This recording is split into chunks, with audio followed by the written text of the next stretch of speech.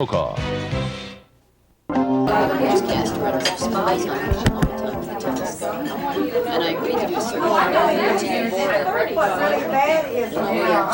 because, I mean, it seemed right, but I was very specific with the director that I would do his full frontal, it gets down to, I mean, geographic locations of where you can just following me around full front starters. Sorry.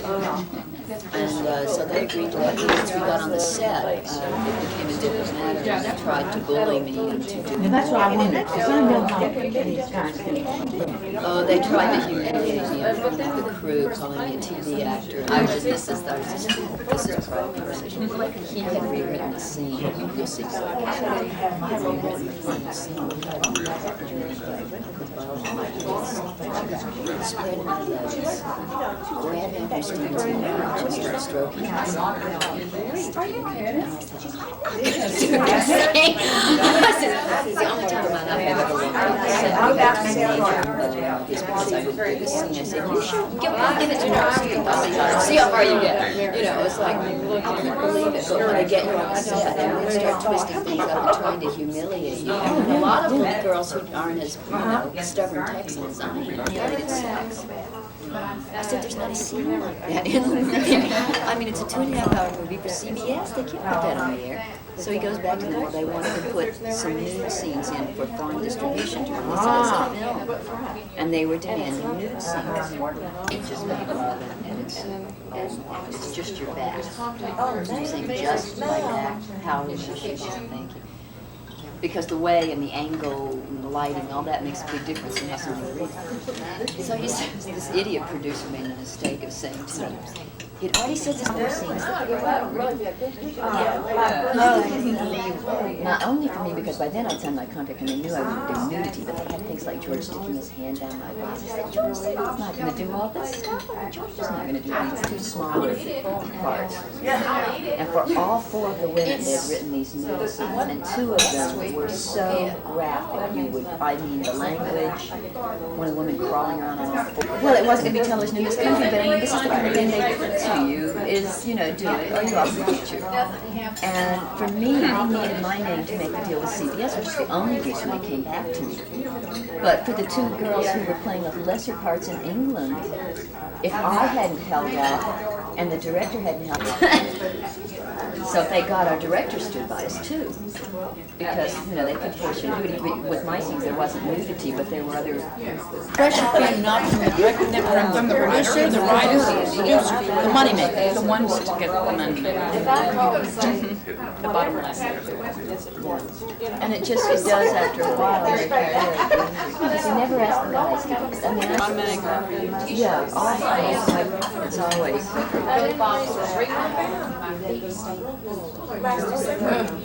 Anyway, I'm sorry. Now, digressing. Where were we? These are not the kind of things to start telegraphing. So I just, but it does get a little discouraging when you try to hold up the better parts of the best scripts that come down every new team. That's one reason I turned down quite a few. Of course, the thing is, like when Sally Field takes off her shirt in Monterey, nobody cares. I take off my shirt, I'm a bimbo.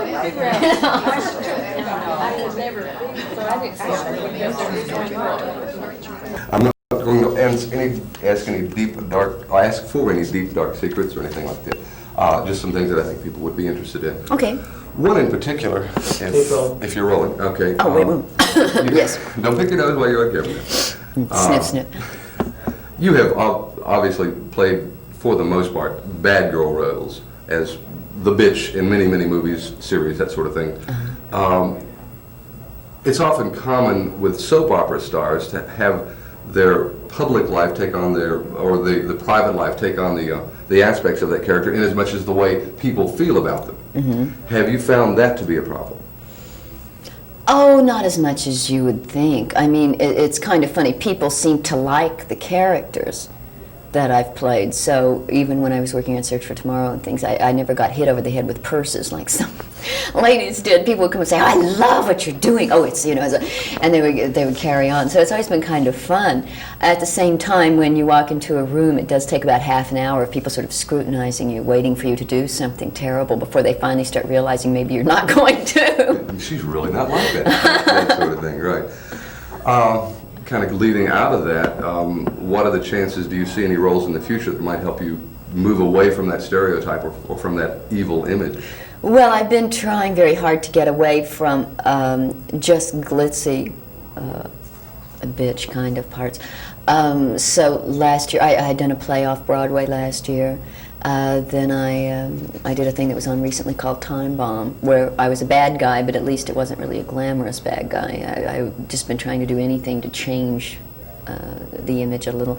And then I had gone to England to do Robin Hood with George Segal, which is all medieval and a comedy and all of that. And I had this wonderful wig, and it's great. I trust you were Maid Marian. Yes, Friar Tuck, what do you think? That's the first thing that came to my mind. Yes. I wasn't going to say it. So I enjoyed that, and I think that's going to be on in the end of May. I think that will, that's very offbeat for me. In America?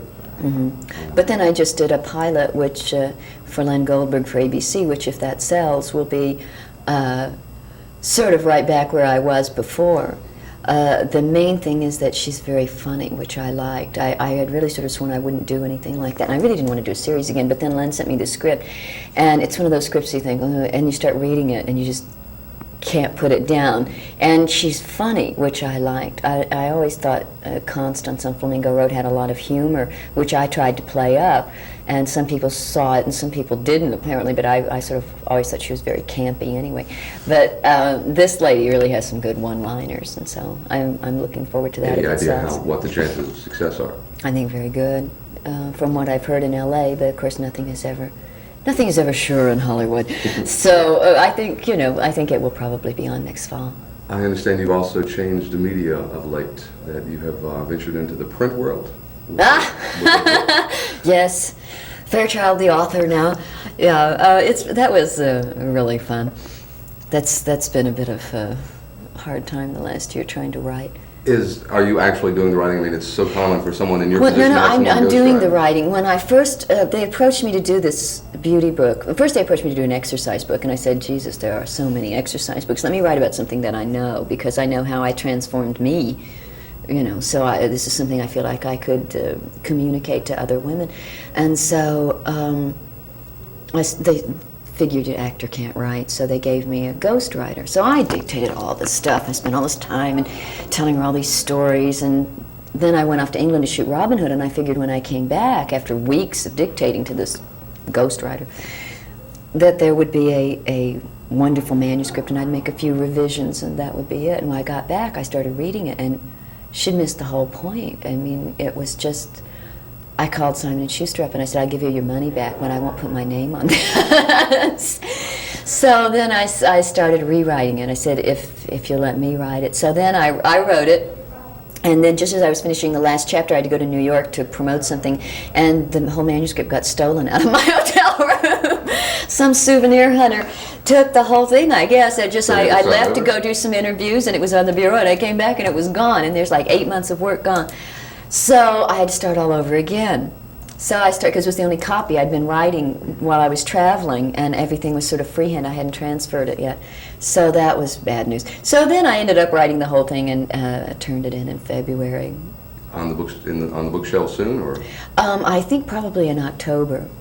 Yeah. Probably. Make little talk show rounds and promote your book and all that sort of thing? I suppose, yeah. Hopefully I'll be promoting a new show at the same time, too. One other thing, I don't want to keep you too long. I know you have obligations here. What about your obligations here? What makes a woman who has left behind Dallas, Fort Worth area and made a success of herself in Hollywood, New York, and across the ocean and all that, why come back for a little bitty organization like this? Well, if you're a Texan, honey, you're always a Texan. Don't give me that. Bobby, have known Bobby for years, and when she called, I don't know that it's such a little bitty organization. I think it's very important. I wish I had had the opportunity to go to college to study some of the things that these kids will get to study, and I think it's very nice for people in the arts and in the fields of communication to be encouraging to people coming up, because I know I had a very hard time of it, and hopefully some of these kids, if they'll get a good solid education in communications and in all these fields, which they didn't have so much when I was going to college, hopefully it'll give them one step up. when they hit the real world, because I think that's something a lot of kids don't realize. They think it's a lot of fun, and then they hit the real world and they find out it ain't all so much fun. It ain't all sunglasses and autographs. So I think the most preparation they can have, the better. So to be encouraging for that, I think It's is worth your nice. time then. Certainly. Okay. You want to get a reversal and Very difficult for her.